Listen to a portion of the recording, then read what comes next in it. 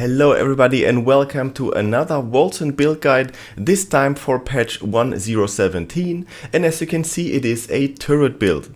It's super fun to play, and with the correct items this build is capable of clearing untainted runs on max level in under 2 minutes. In fact, I had 151, which is pretty good, although my character isn't max level and the majority of my skills are level 60 and not 90, so there is a big potential to clear even faster.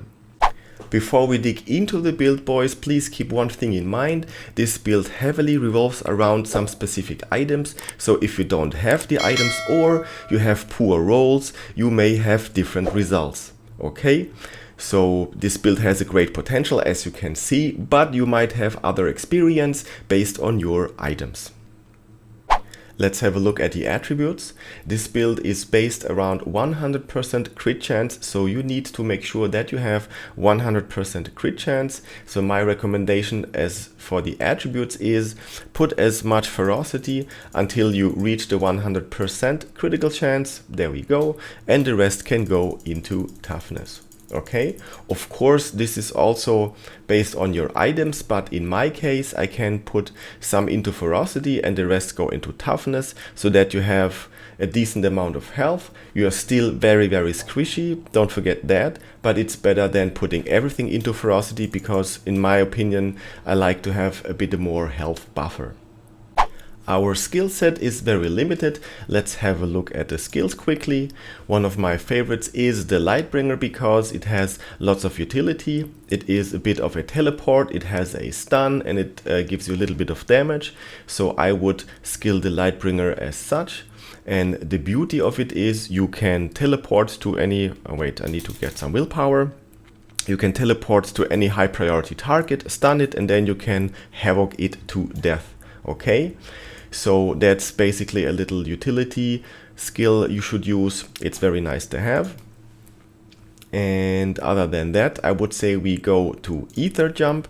Ether Jump is of course a big movement skill, but it's also our, let's say, willpower dump, because we need to make sure that we have over 750 rage. And why this is, I will explain later in the passive notes section, but we want to have as much rage as we can, ideally over 750 all the time.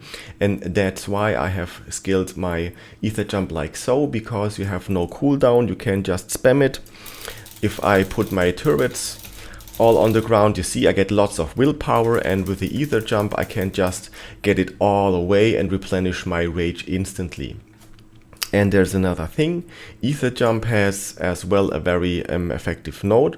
I think this is this one, Spirits of the Void. Let's check this out. If I remove this node and I check my damage types and I put a turret down here, for instance, you see this is what I have, and now I do an Ether Jump. And you see there is no difference. Here it comes. If I take this node and do the exact same thing again, I place a turret, see, less lightning, and now I do the Ether Jump and I have ether damage added into my damage pool. So this synergizes well with some other passive you will see later. Okay? So don't forget to take the Ether Jump and skill it like this. So the next one is a very interesting one. It is our turret. So this is the main skill, let's say, we use the most, but it's not the biggest damage. The biggest damage is in fact the Havoc Orb, but for the turrets I would say you skill it like so, because they will track the enemy and they will shoot like crazy. If you do this, this is absolutely, in my opinion, a good turret. You can of course experiment with other nodes, but I would suggest do it like so. And you need to duplicate the skills, of course, and if you don't know how it works, just let me know in the comments, I will explain it to you. When, as you can see, this one is level 82, 82, this is 77, so they are not even maxed out, so the build has lots of potential. Alright, and now our main damage skill is Havoc Orb. Some people call it the shotgun, and there are multiple ways to, let's say, skill the Havoc Orb. I personally prefer this one. There are some other skills or other nodes you can take. Some people have this one already, but I'm not a big fan of this slow duration and slow efficiency. I prefer this setup here. And the rotation, basically you walk around and you spam a lot of your turrets, you put them on the ground, you use the ether jump in order to stay above 750 rage. If you see a champ or any other special enemy of interest, you just jump to him, stun him, and then you can finish him with Havoc Orb. And the beauty is with this skill setup, you don't have to have a big distance between the boss or the special enemy you want to kill. You just can spam the rockets right in its face. Okay, so that's basically it for all the skills. You can of course exchange something, because I have a dagger. If you don't like the dagger, you can get a pistol, and instead of having the third turret, you can use something like where is it, the Wailing Arrows, I think it's called. Yeah, this one. So there are some variations of this build, but my personal preference is the dagger and 3 turrets. It's really fun to play like this. Before I forget, oh wait, that's a Slipknot song, isn't it? Anyways, the Havoc Orb, I now decided to take the slow duration because I just realized I have 100% crit chance. Even removing those 2 nodes, it stays at 100%, so I can take the slow effect because those 2 nodes will not do anything beneficial for me. You should check it out. If you don't have 100% here, you can pick other nodes in order to reach the 100%. I think it's worth taking them. Okay, so you have 100% crit chance for the Havoc Orb and all of your turrets. Pretty cool, isn't that? Now let's start with the passive nodes. I will provide a link to a node planner, builder, whatsoever, so you can check it out, because I am level 84, so I miss out some of the nodes, but in the link you have then the level 90 version of it, so you don't miss any nodes. And of course, I will not dig deep into these passives, because since Wolcen is out, we always take more or less the same passives. So let's get this out of the way. We have the famous soldier tree, because you want to have this 60% critical damage score added, because you want to have the 100%, and this node helps us to get the 100% crit chance. Okay, pretty straightforward. And another all-time favorite, how can we live without the Kabbalist and the Immortal Offering, as well as the Grievous Afflictions. I don't lose any words on that, because this is just one of the most strongest and powerful passive nodes we have in the game. If you have specific questions, please let me know in the comments. I'll rather take the chance to not to waste too much words in order to have the video short. Okay, so we go to the Assassin's tree and get the 60% critical damage, because the trade-off that we have this minus 30% damage, which is not real minus 30%, is let's say a good trade-off, because we get 60% crit damage. It's really worth taking this node. Then we have the Plaguebringer Undertaker. So if you pick up these green globes, you have a little bit of a damage buff. This is nice, and synergizes, by the way, with this one. So we have the 15 increased radius for picking up globes. So basically this covers all of the screen. You don't have to worry about picking up globes. You just pick them up instantly, so don't miss that node. And here you can see the first drawback of not being level 90, because I would go and take this node up to here, but I can't because I'm level 84. But take it, because the 60% ailment chance score is pretty nice to have. Then we have the EOS. You know, those 2 nodes in combination make sure that any enemy, if it has 15% or below, we have the chance to kill it instantly. This is very handy for bosses or champions or whatsoever. So very powerful, don't miss these ones. And let's go further down here. We go all the way to the Warmonger, because those 2 nodes make sure that we have a good, let's say, rage generation when we kill enemies. And I told you we want to have over 750 rage, because of this node here. We have double the rage cost, okay, but we gain double the damage, which is pretty cool. So with these nodes in combination, we can make sure that we have over 750 rage all of the time. And if you don't, If I spam some turrets here, we can see my rage is going down. If I'm below 750, I just can spam a little bit of the ether jump in order to get my rage back over 750 almost instantly. Okay, good. So you take this.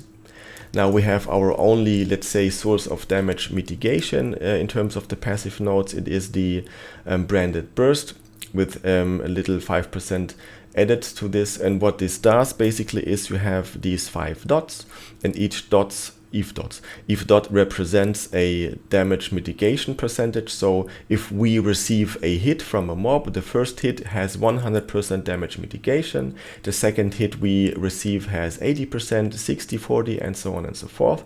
So the more dots we have here, the higher is the chance that we receive less damage.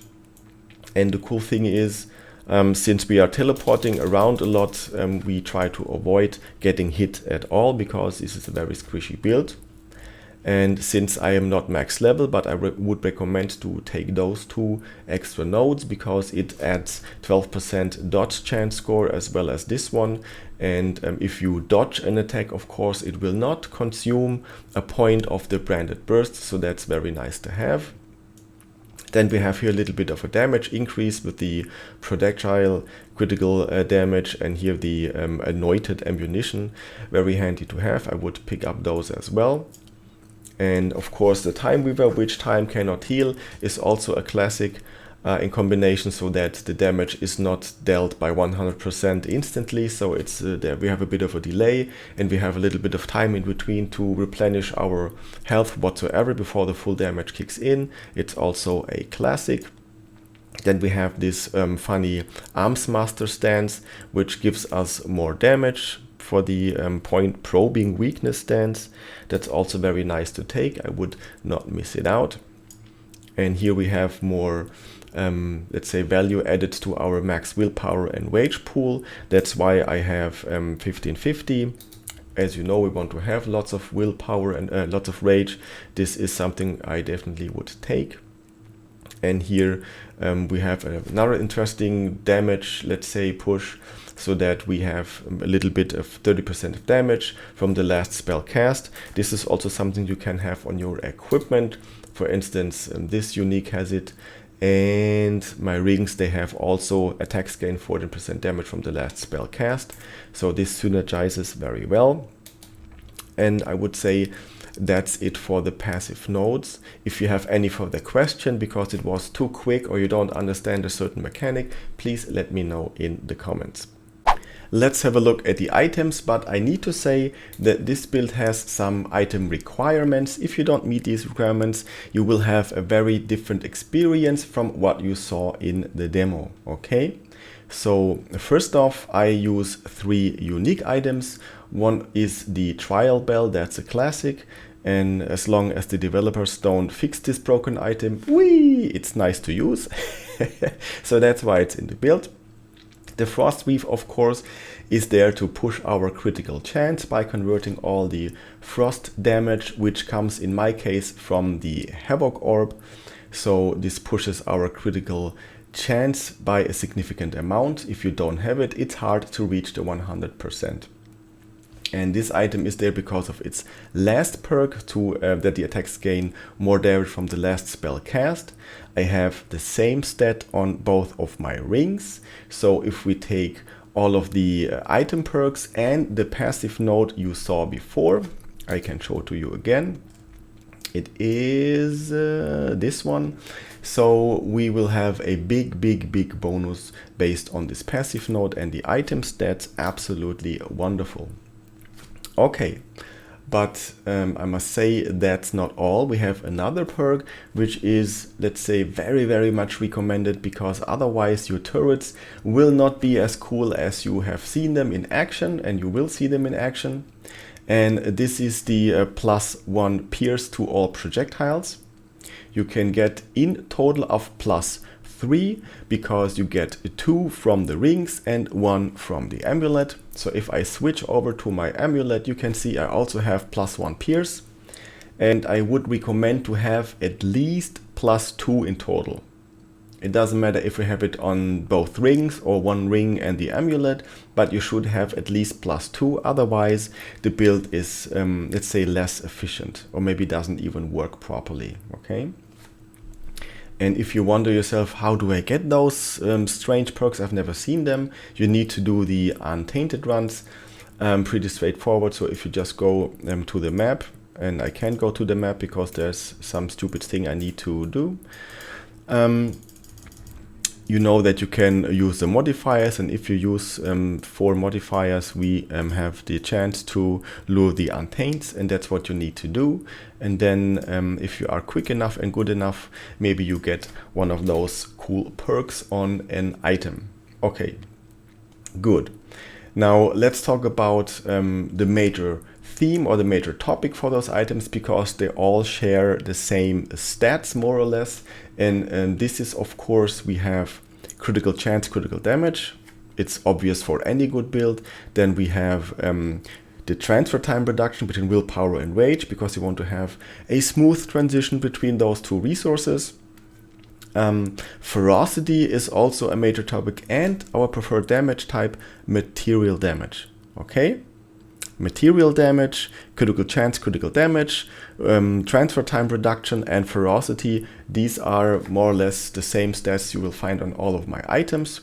So if we start with the helmet, you can see I have exactly that. I have the material damage, I have the transfer time reduction, I have critical chance, not critical damage in this case. I have cooldown, which is not really necessary, but what can I do? It's on the item. We don't need a cooldown for this build. And these 4% damage per unconsumed rage points is also very beneficial, because you want to have as much rage as we can in order to push our damage. We talked about that before in the passives. Moving on to the shoulders, we can see you have again material damage. That's what I told you before. Ferocity, the rage and willpower cost decrease is nice to spam a little bit more. And critical chance and have attack speed. So that's true for both shoulders. I forgot to mention the gem socket that I have a health gem, because we are very, very squishy and every health point is very beneficial. For the gauntlets, we have the same theme. We have material damage, rage and willpower cost decrease, the ferocity and the critical chance.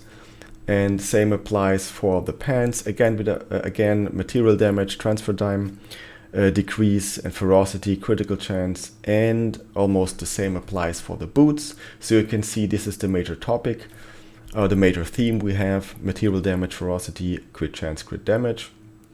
For the weapon, I have a dagger with rend stones in it, and of course we have the transfer time decrease, crit damage this time, not crit chance. And this is basically everything for, or in terms of the items. I know it's not really easy to get those items, but if you have any questions, please let me know in the comments, because there's a chance I can help you in terms of finding those items. And I would say I will jump into another rift so we can see this build in action, and then we'll close this video for good. Okay, let's jump into a quick untainted run. I'll just get some modifiers. I don't really care what they are. Bloody yada yada. Yes, accept, and off we go. And as I told you, we are very squishy, but let's see what will happen. So what I'll do, I'll spam just turrets and move on with my teleport skill. That's all I do. Turrets, and I stay over 750 willpower, rage, sorry. And if you see them here, they just get deleted instantly. There's nothing we need to do. We just spam our turrets, some teleports to maintain the rage. And as you can see, everything just dies. I don't really need to do anything. We are super quick on the way. It's really nice and easy and straightforward. Maybe it's not, I didn't even use one Havoc Orb at all, because there was no need to do so. Of course, we cannot now have a run under 2 minutes, because this also relies heavily on the map layout, and if I'm lucky with Untainted or some mobs, and how the layout of the map is built. As you can see here, I have find less mobs. What? Ugh. Yeah, die. So it's really super easy. I just spam my turrets and I'm trying not to get hit. That's why I'm teleporting a lot as well. And there's really no need. Casting Havoc isn't really necessary, as you can see. I only use it for the boss or some very annoying champs. Or maybe I can cast it here. No, it's dead already. Yeah, pretty easy. I hate my keyboard, it makes way too much noise. I should get something else. Boom. Oh, now I'm stuck. Am I? No, I'm not. What have we here? Dead. Come on. As you can see, pretty easy. Everything dies just instantly. I don't have to do anything. No stress whatsoever. And thanks God I did not die yet. Maybe I will die once at the boss, but that's okay. You can really farm the stuff very quickly, and we also can now challenge the boss. If you don't have enough willpower for your teleport, you just put some turrets. So this generates willpower and you can teleport. There we have the boss. So see, that's what I mean. So sometimes you can just be one hit, which is not a big deal. The boss is dead already. Okay, so this was the run. What time did I do? 2:25. Not very quick, not 1:51 like before, but that's okay. And we have some stats here. That is the build. I'm not interested in all those kind of things. That's it, folks. So this was a quick run. As you can see, pretty much forward to play, very easy. Of course, you can min-max that by timing everything perfectly and precisely, but I didn't for this video. If you have some questions, please let me know in the comments. And the next build will be a sword and board build with 100% block chance. So the other way around, more tanky. If you prefer that, please stay tuned. Have a nice day. See you around.